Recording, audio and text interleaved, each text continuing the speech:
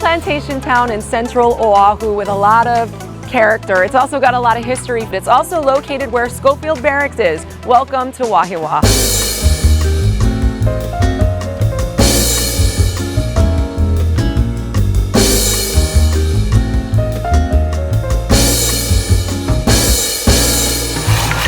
One thing about Wahiawa is it rains a lot and everything grows here. Like you can buy a house that was built in 1930 and then renovate it and continue to keep the feel of the house and that character of it, but still bring it up to modern speed.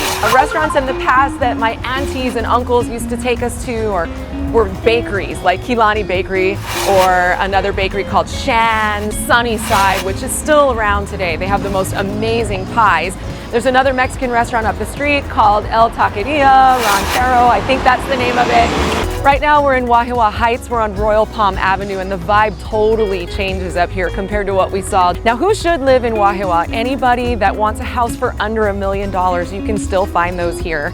Things grow like crazy here. It rains a lot. You won't like living up here if you don't like rain. But one of the great things about living up here is that there's different types of people, and so you kind of learn. People who grew up here have a real connection to each other. Anytime I meet anybody who says they're from Wahiawa, immediately it's like we're friends. We start dropping names of my aunts. Broadcasting live from the top of Wahiawa Heights, 20 miles northwest of Metro Honolulu.